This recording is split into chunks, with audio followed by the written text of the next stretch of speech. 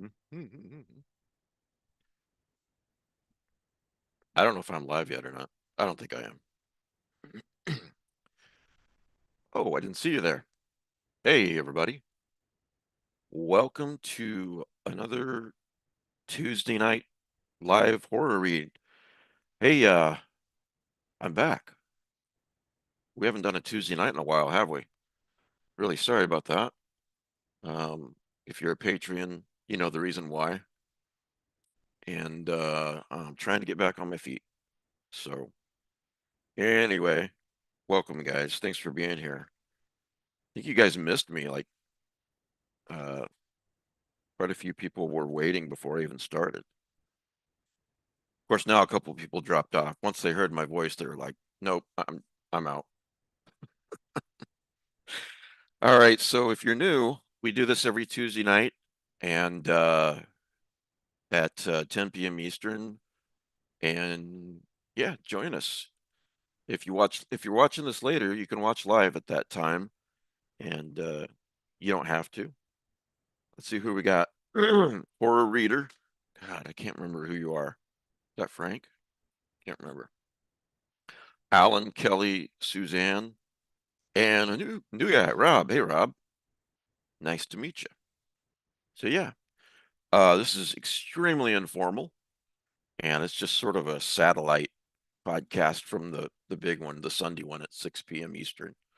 So just something to do for the listeners. Listen, Darren, right. Sorry, Darren. Yeah, I remember now. Um, if you're watching live, if you don't mind, uh, type in the side chat and tell me where you're listening from. And if you're watching later, um, do that too. Just comment below. Say, listening from, you know, Los Angeles, California, or Kennebunkport. So, yes, Bradbury, he was quite a guy. And hey, Kim. Um, and I grew up on Bradbury. I would check out Ray Bradbury books from the library and just would read those short stories, especially over and over and over. And of course, I also love the novels, Something Wicked This Way Comes, Fahrenheit 451, and so forth. But yeah, there's nobody like Ray Bradbury. There really isn't. That's the only way to say that. So Kim says, I'm glad I'm not the one on camera as I'm snarfing fried chicken at the moment. Um, yeah, Rob, Bradbury, he could write a horror story. He could write something really nostalgic, fantasy, science fiction. You really can't pin Bradbury in a genre, really. It's a Bradbury story. So, so yeah, I thought I could, what would be really great if I could just read Ray Bradbury stories for people, but copyright, all that, I can't do that. But what I can do is read some favorite selections from some of the Ray Bradbury stories, and then I thought, what do you guys think? Want a story out of here tonight? Stranger Than Science? Yeah, back to the Stranger Than Science. All right, so this first story. Oh, by the way, Logan and I picked up Danielle at work. Dark. It gets dark at noon. Not really, but 5:30. And with the time change, we pick up Danielle, and then we go vote somewhat nearby. And the reason why I bring this up is because driving home, it became very, very clear to me that my night vision has gone to hell. I mean, I, it's just gone to hell, and it's kind of demoralizing, man. I'm only 54. I'm not too ancient, I guess. And I don't know. Guess I'm gonna have to have my son drive me around after dark. I don't want to kill somebody. Anyway, let's start with some Ray Bradbury. What do you say? Oh, you know what? I would love to hear from you guys, live viewers and people who are watching later. I would love to hear what are a couple of your favorite Ray Bradbury stories. Seriously. Um, Now this one's called On the Orient North. Um, with this story and any others tonight, if you haven't read them and you're worried about spoilers, um, stop listening till you've read the story and then come back. So, um, but if you're not worried about spoilers, just consider yourself warned. All right, so it starts off. It was on the Orient Express heading north from Venice to Paris that the old woman noticed the ghastly passenger. He was a traveler, obviously dying of some dread disease. Um, Goes on to describe this character, and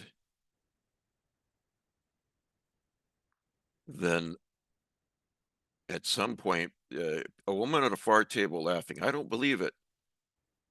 A man replies, "Nor do I," and laughter. And the passenger visibly shrank. He visibly shrank. His eyes hollowed, and one could almost imagine a cold vapor gasped from his mouth. Miss Minerva Halliday heard herself whisper, "I believe." The effect was instantaneous. The ghastly passenger sat up. Color returned to his white cheeks. His eyes glowed with a rebirth of fire. Some of my favorite quotes in this, she realizes that he's a ghost. And she says that she saw something like him when she was a little girl. And she describes it like this: my uncle's house, 100 years old, full of rain and fog, and there was walking on the roof late at night, and the sounds in the hall as if the storm had come in. And then at last, this shadow entered my room. It sat on my bed, and the cold from his body made me cold. I remember and know it was no dream, for the shadow who came to sit on my bed and whisper was much like you. Another one of my favorite passages from this particular short story is, oops, when she asks him for his name, and he replies, "I have no name," he whispered. "1,000 fogs have visited my family plot. 1,000 rains have drenched my tombstone. The chisel marks were erased by mist and water and sun. My name has vanished with the flowers and the grass and the marble dust." So I'll stop there with this particular story. So not really any spoilers with that one, so that's fine. Um, you can find that one in a lot of his collections, I'm sure, but it's in. I'm reading it from Bradbury Stories, 100 of his most celebrated tales. Okay, and it's on Kindle as well because you guys know that I like to highlight stuff. But don't get me wrong, I have a bunch of print Bradbury books behind me. So yeah, there's some damn good quotes in Something Wicked. I might get to those as well.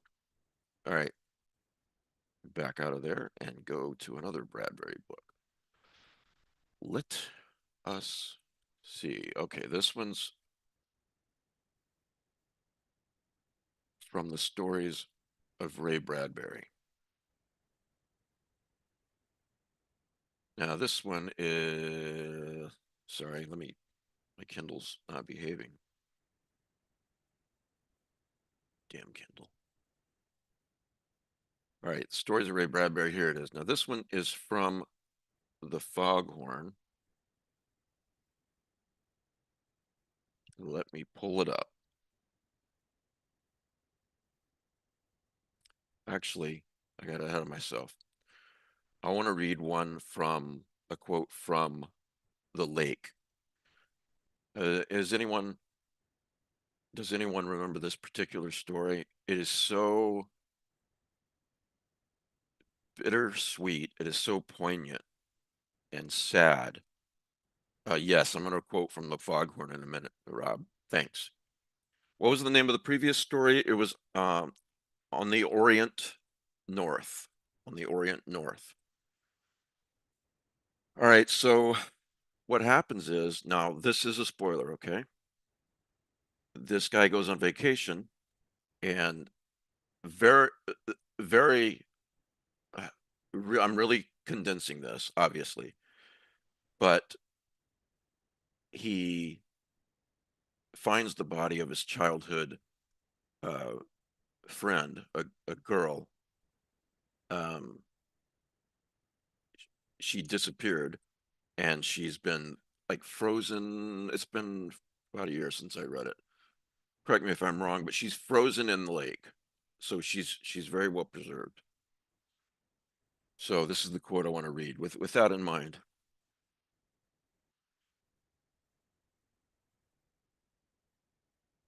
Where did you find her? I asked the lifeguard.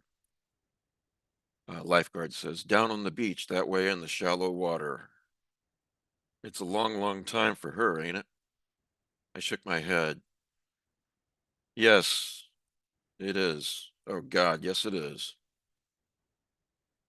I thought, people grow. I have grown. But she has not changed. She is still small. She is still young. Death does not permit growth or change. She still has golden hair. She will be forever young, and I will love her forever. Oh God, I will love her forever. Um, I guess I would classify that as a very mild spoiler. Um,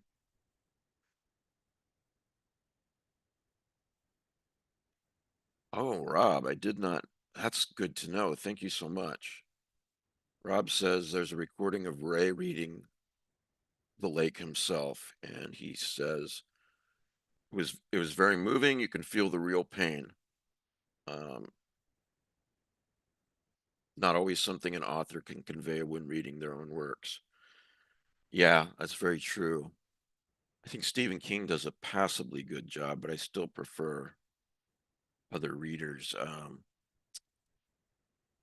If you're a regular, you know I love this detective series, noir series called it stars a guy by the name of Matthew Scudder, and it's these mysteries are by Lawrence Block. And one of the books he on Audible, 8 Million Ways to Die, a really great one. Lawrence Block reads it, and I've tried several times, and I just can't get through it. Yeah. So that story again was titled "The Lake," guys. For those who want to read it, the Foghorn starts off out there in the cold water, far from land. We waited every night for the coming of the fog, and it came, and we oiled the brass machinery and lit the fog light up in the stone tower. Lighthouse, of course. It's a lonely life, but you're used to it now, aren't you? Asked McDunn. Yes, I said, you're a good talker, thank the Lord. The quote I want to read is, What do you think, McDunn, when I leave you out here alone? On the mysteries of the sea, McDunn lit his pipe. It was 7:15 of a cold November evening, the heat on, the light switching its tail in 200 directions, the foghorn bumbling in the high throat of the tower. There wasn't a town for 100 miles down the coast, just a road which came lonely through dead country to the sea, with few cars on it, a stretch of 2 miles of cold water out to our rock, and rare few ships. Yeah, that's such a damn good story. My wife's taught that in high school before, the foghorn. Now, I said that Ray Bradbury could write really great horror as well, didn't I? Well, here's an example. This is, no kidding, one of the very best, one of the very scariest short stories that I've ever read. I wish I could find an audio version of it, and it's titled Gotcha.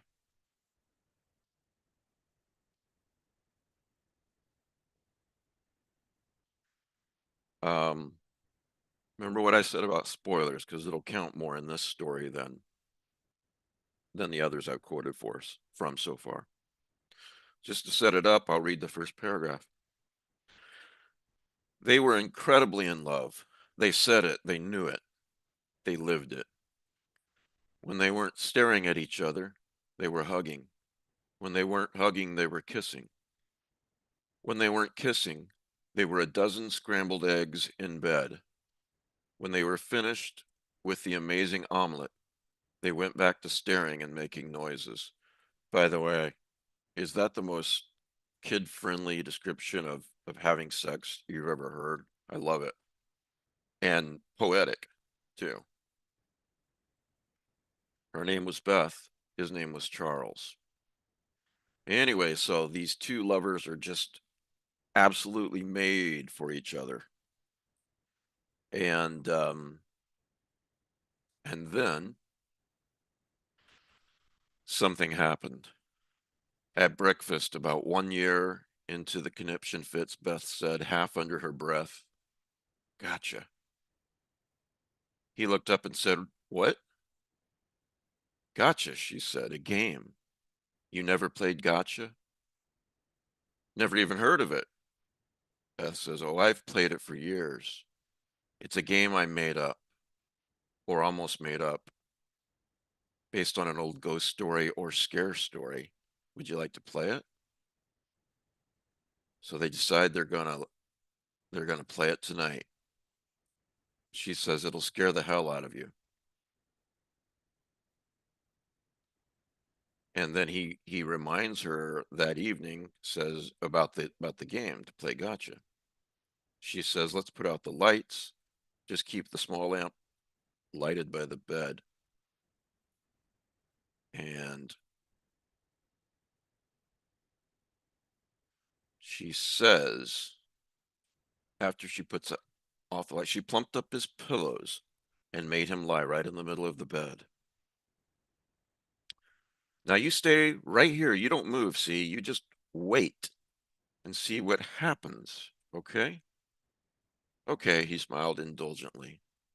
At times like these, she was a 10-year-old Girl Scout rushing about with some poisoned cookies on a grand lark. He was always ready, it seemed, to eat the cookies.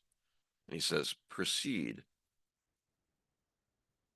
"Now be very quiet," she said. "No talking. Let me talk if I want, okay?" "Here goes," she said, and disappeared, which is to say that she sank down like the dark witch, melting at the foot of the bed. She let her bones collapse softly. Her head and her hair followed her Japanese proper lantern body down, fold on fold, until the air at the foot of the bed was empty. Well done, he cried. You're not supposed to talk, she says. Silence. A minute passed, nothing. He smiled a lot, waiting. Another minute passed. I gotta be careful. I can't read too much of this or I'm gonna get slapped with a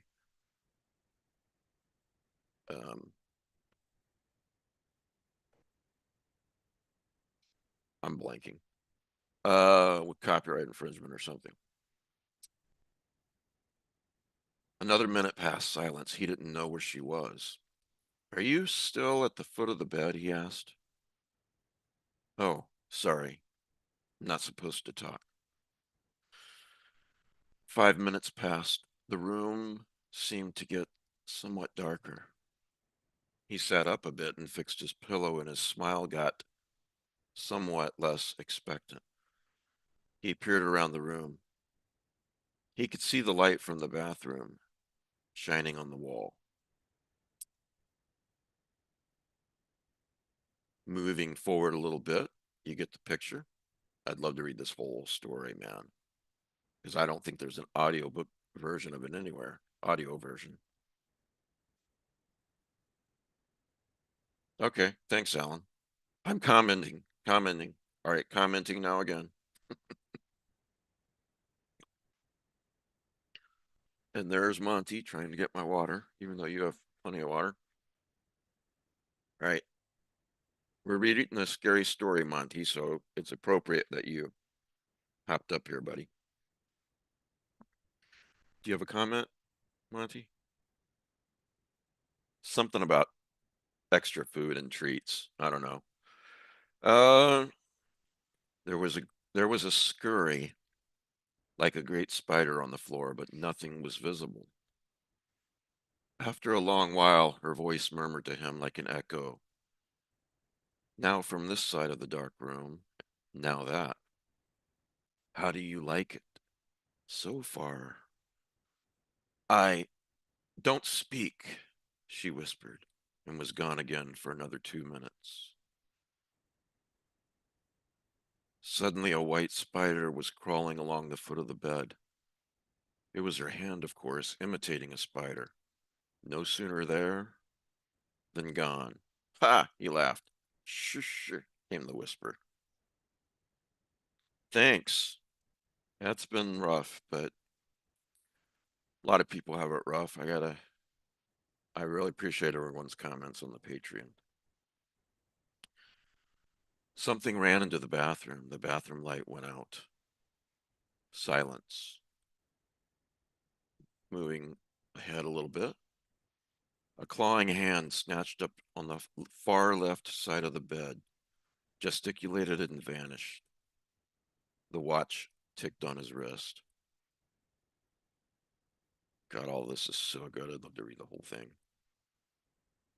Moving forward, a claw appeared on the right. You get the picture. This guy's sitting there.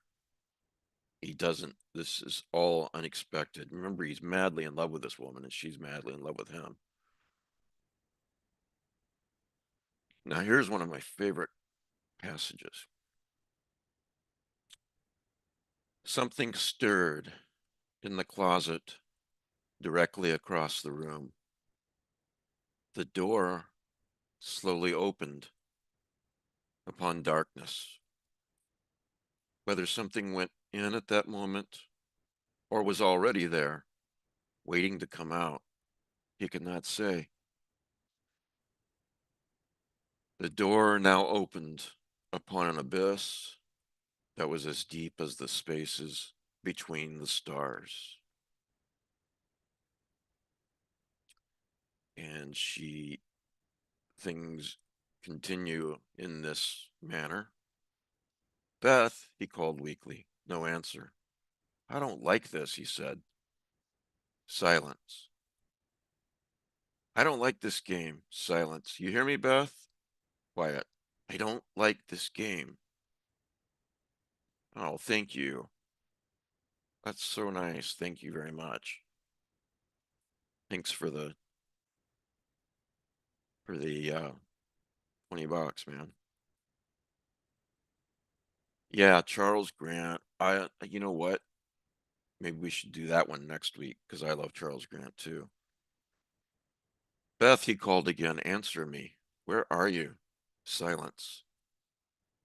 You all right?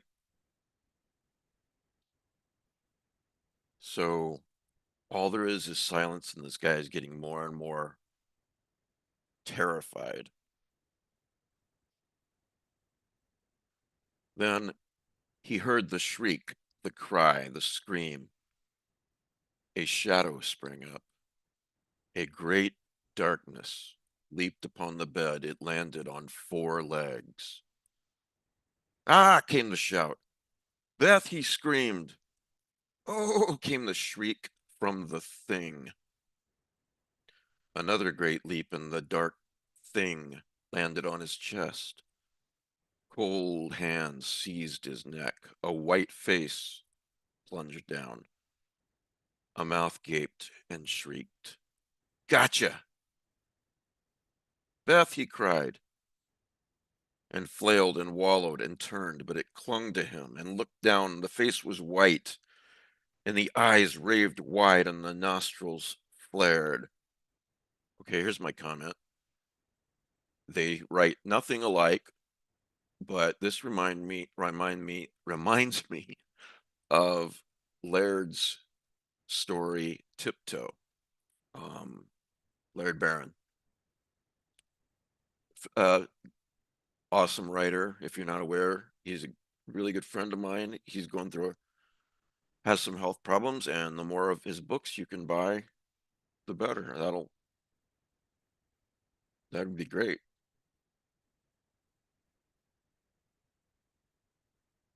And the big bloom of dark hair in a flurry above fell down in a storm wind, and the hands clawing at his neck, and the air breathed out of that mouth and nostrils as cold as polar wind, and the weight of the thing on his chest, light but heavy, thistledown, but an anvil crushing, and him thrashing to be free, but his arms pinned by the fragile legs. Now here's one of my favorite passages. His arms pinned by the fragile legs, and the face peering down at him, so full of evil glee, so brimful of malevolence, so beyond this world and in another, so alien, so strange, so never seen before that he had to shriek again. No, no, no, stop, stop! Gotcha, screamed the mouth. And it was someone he had never seen before.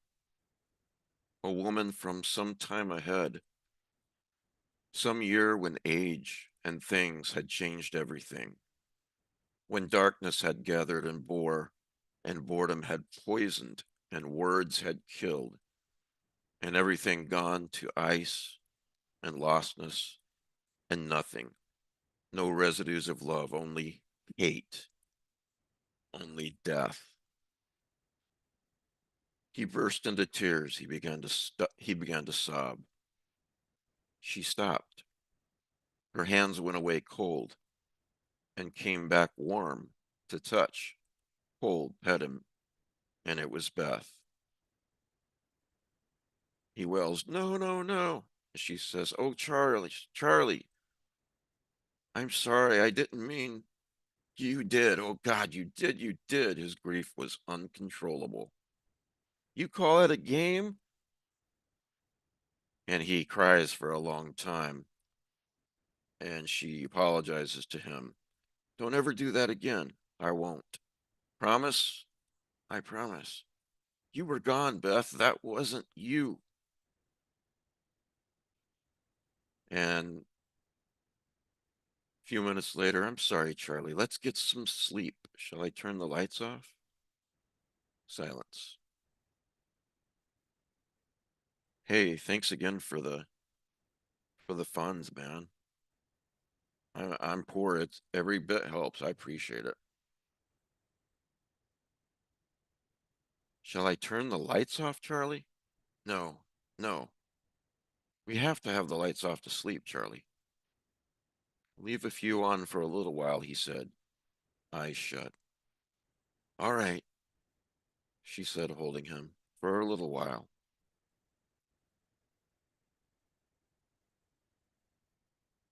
An hour later, he thought she was asleep. His voice, very small, very lost, said, Oh, Beth, I loved you so much. She weighed his words. Correction, you love me so much.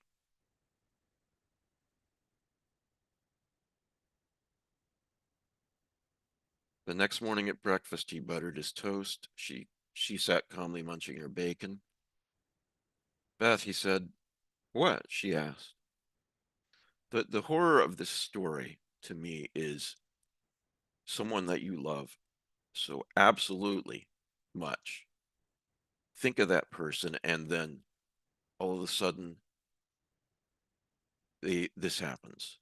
They turn into something so horrifying you don't even have a name for it. It's not a werewolf. It's not a vampire. It's not a zombie. It's something you can't even understand. And it's so horrifying and evil. Almost Lovecraftian in a way, I would say. Beth, he said, what? She asked. How could he tell her? Something in him was cold. The bedroom, even in the morning sun, seemed smaller and darker. The bacon was burned, the toast was black, the coffee had a strange and alien flavor. She looked very pale. He could feel his heart like a tired fist pounding dimly against some locked door somewhere. I, he said, we,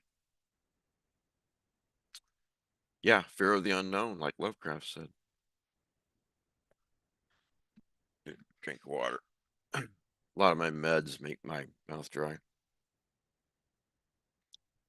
All right. Yeah, Kim, she warned you. I warned you. Warned you. So he's trying to talk to her at breakfast. And it goes on. How could he tell her that suddenly he was afraid? Suddenly he sensed that this was the beginning of the end. And beyond the end, there would never be anyone to go to anywhere at any time. No one in all the world. 5 minutes later, she asked, looking at her crumpled eggs, Charles, do you want to play the game tonight? But this time it's me. And this time it's you who hides and jumps out and says, gotcha. He waited because he could not breathe. No, he did not want to know that part of himself. Tears sprang to his eyes. Oh, no, he said. That's the end of that story. One of my favorite horror stories. Absolutely one of the scariest stories I've ever read, and I've read a lot of them, as you guys have. All right.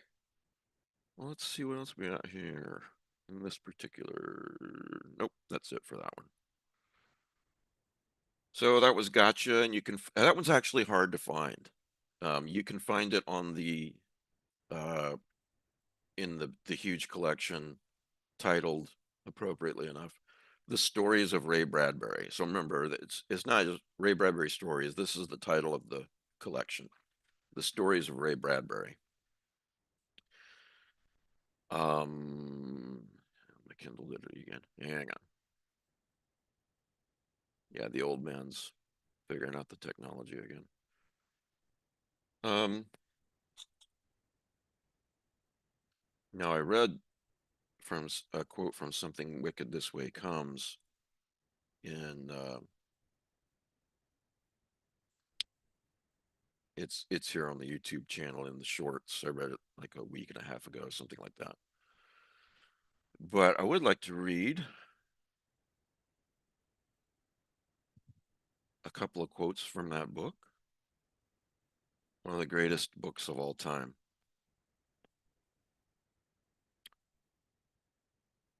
And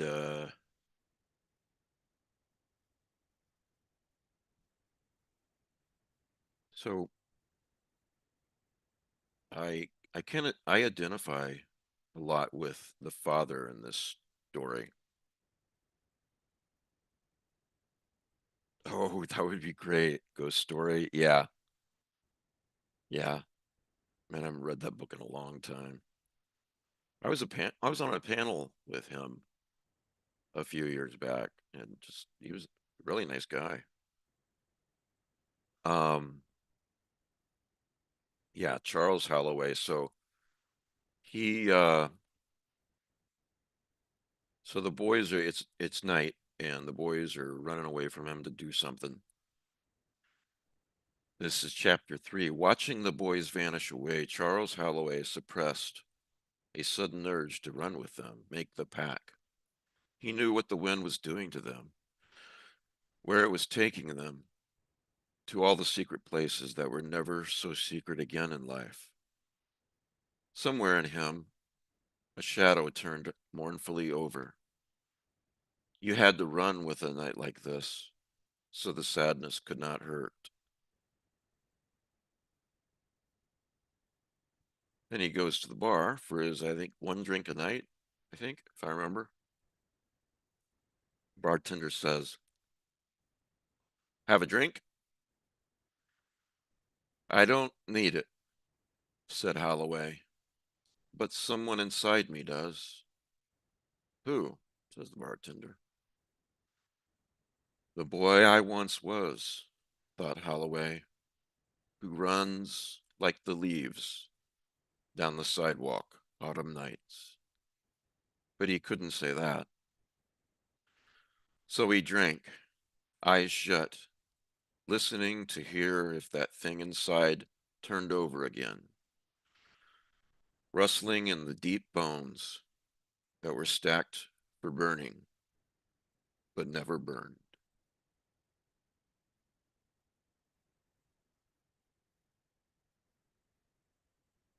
Yeah. Let's see if there's any other quotes in here that I want to. I really love that passage.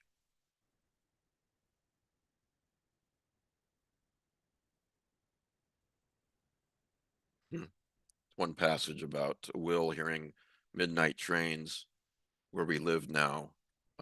We hear those trains. It's maybe 4 or 5 blocks away. The tracks are. Yeah, something about train whistle in the night. Yeah, Kim, you're right. The part about 3 a.m. Oh man. All I can say is if you haven't read this book, if this is a book that you've never gotten to yet in life, you should. Here's the 3 a.m. text. Or there it went. I'm starting to suspect that this is not me. It's the Kindle. I can't drive at night anymore now. Now I can't operate a Kindle. Okay, page 58. There it is. So yes, it's 3 in the morning. Why do we, I've never liked calling it 3 in the morning, 1 in the morning, 2 in the morning. It ain't morning, dudes. It's the dead of night, or like the title of one of Ray Bradbury's stories, Long After Midnight. Well, Holloway can't sleep. 3 in the morning, thought Charles Holloway, seated on the edge of his bed. Why did the train come at that hour? For he thought it's a special hour. Women never, I don't know how true this is. Well, true for my wife. Women never wake then, do they? They sleep the sleep of babes and children. Quite the generalization, Mr. Bradbury, but that's okay. But men in middle age, they know that hour well. It's a long way back to sunset, a far way on to dawn, so you summon all the fool things of your life, the stupid, lovely things done with people known so very well, who are now so very dead. And wasn't it true? Had he read it somewhere? More people in hospitals die at 3 a.m. than any other time. Yeah, you tell him, damn it, Bradbury, you're wrong on that one. It is, I look, if I can be really hokey for a minute, but I really mean this. I believe in magic, and I don't mean magic, but I've had this conversation with Danielle so many times from our first date that life can be really hard. And what are you doing up there? Montag, yeah, you. Why? The only time he does this is when I'm doing this show. He doesn't do it any other time. Could you back away from the award and from the tree? Just back away, sir. Don't make me call the cat police. Thank you. See, he wants to be on the show. That's what's going on here. Hi, buddy. Uh, what was I saying? Life can be really hard. Don't. Oh my God. Eating my phone cord, my headphones cord. But I've always believed in looking for the magic in everything. Uh,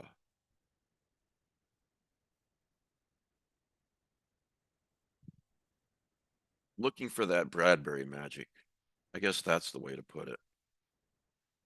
Danielle always says that I taught her about magic, um, which is nice to hear.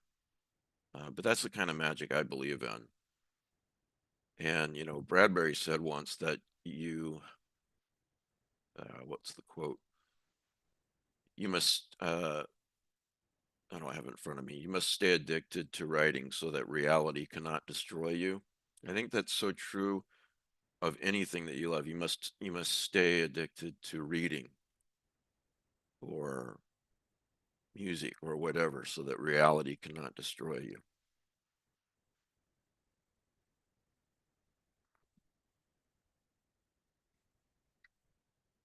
If you want to do your own show, you're going to have to get your own Patreon, Monty.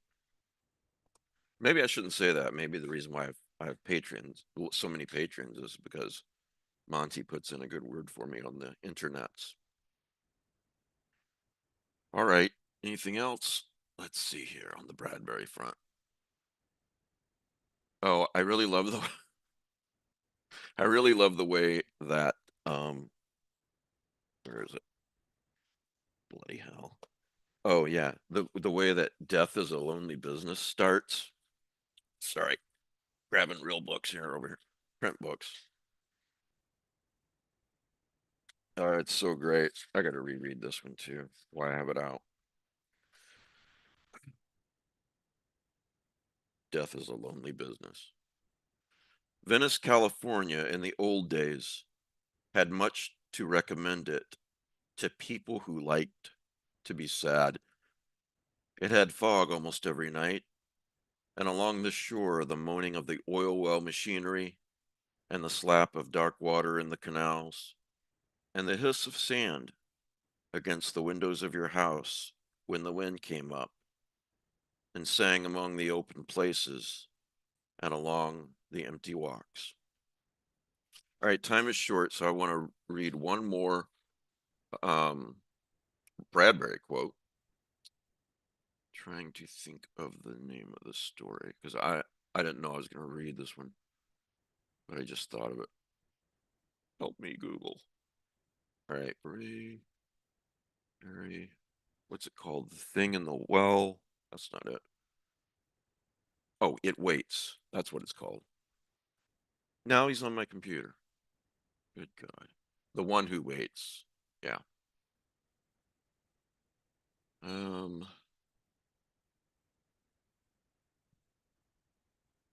the one who waits. I'm trying to find. Oh, that is that in the Martian Chronicles? I can't remember. Sorry. Give me a second. The one who waits. Bradbury. Let's see if I find it in my collections.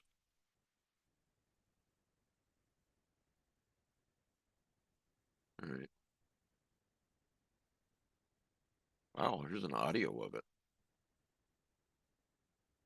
Nice. Well, I may have to do that one next time because I can't see which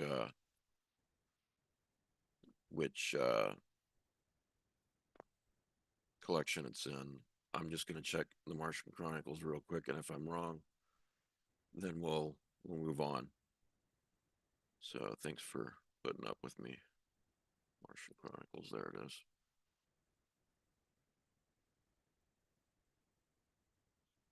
Speaking of scary Ray Bradbury stories, the third expedition, which is sometimes titled something else, I can't remember, but the third expedition in the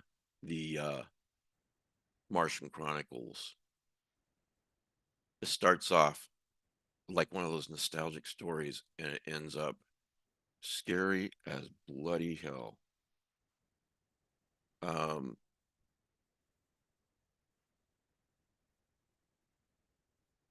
let's see. The one who waits. Yeah, the one who waits, but that's the title, but I can't see which collection it's in. It should be in the Martian Chronicles as far as I'm concerned, but it's not. Okay. Well, we'll do it this way. We'll do it next time, and I'll read a quote from um, another story in the Martian Chronicles, which is one of my very favorite stories, and it's called Night Meeting. Night Meeting. All right, so it's set on Mars. You know, humans are starting to colonize Mars. Kind of think of, colonizing um, the Americas back in the day. So this guy stops for gasoline at a lonely station. Kind of alone out here, aren't you, Pop? Said Thomas. Tomas, sorry, pardon me. The old man wiped off the windshield of the small truck. Not bad. How do you like Mars, Pop? Oh, machinery's joy. Yeah, I have that. I have that on in print. Thank you. I'll do that next time. Don't let me forget. How do you like Mars, Pop? Fine. Always something new. I made up my mind when I came here last year I wouldn't expect nothing, nor ask nothing, nor be surprised at nothing. We've got to forget Earth and how things were. We've got to look at what we're in here and how different it is. I get a hell of a lot of fun of just the weather here. It's Martian weather, hot as hell daytimes, cold as hell nights. So he came to Mars to retire, and he loves having this lonely gas station.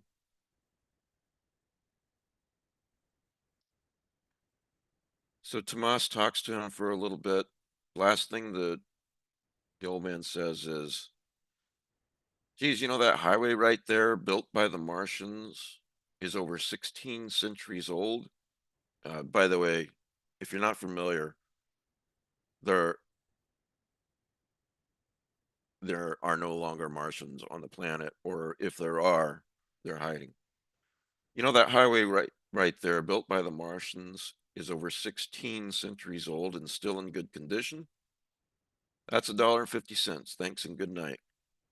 Tomas drove down the ancient highway, laughing quietly. It was a long road going into darkness and hills, and he held to the wheel.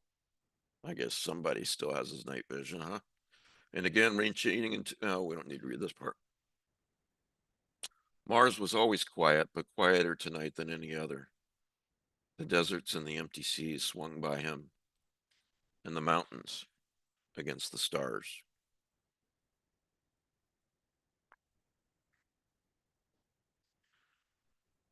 There was a smell of time in the air tonight. He smiled and turned the fancy in his mind. There was a thought. What did time smell like? Like dust and clocks and people. And if you wondered what time sounded like, it sounded like water running in a dark cave and voices crying and dirt dropping down upon hollow box lids and rain. And going further, what did time look like? Time looked like snow dropping silently into a black room, or it looked like a silent film in the ancient theater. 100 billion faces falling like those New Year's balloons, down and down into nothing.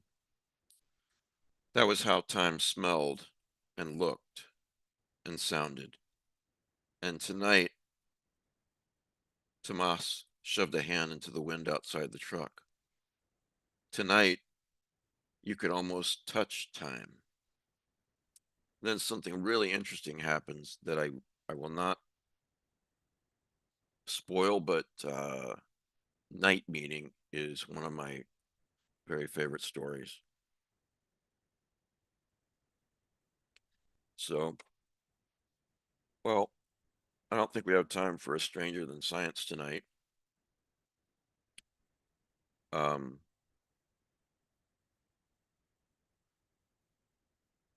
thank you for all the funds. I don't know what to say. Seriously, I don't know what to say. I really appreciate it. Thank you to, I think pretty much almost everybody watching this is a patron. Thanks to you guys too. I feel like I'm about to sneeze.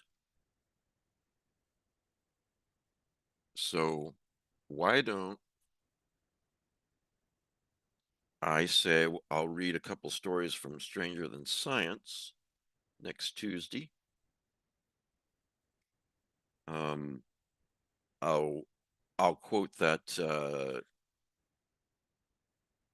short story, talk about the short story, The One Who Waits, which is chilling. Um, and I'm sure we can fill the hour. So, but isn't that a great quote? There was a smell of time in the air tonight. What did time smell like and sound like and look like? Um, so, hey, thank you, Rob. And thanks to everybody for listening. I'll see you guys at this same time, or 10 p.m. Eastern on Thursday night, which is a little bit different than this one. Um, and then Sunday at 6 p.m. Eastern. Now, if you're new, Rob, you can't catch these live. They'll archive on YouTube right away. But this Sunday, Peter Kleins is my guest, and he's pretty awesome. He's the author of 14 and The Fold and The Broken Room and his new novel, which he sent me and I'm blanking on, that we're actually going to talk about. Um, I got it right here. Yeah, God's Junk Drawer. Peter Klein, Cline. He's a really nice guy too. So yeah, good night, everybody. Thank you for all the emotional support and financial support. Laird, yeah, Laird Barron, Barron. You might want to start with if you want to start with a novel, start with a novel called The Croning, Croning. Scare the crap out of you. Um, and if you would rather start with short stories, um, he has quite a few collections to choose from. Was Laird's first one? I think it was the Imago sequence was his first one. Either his first or his second. Um,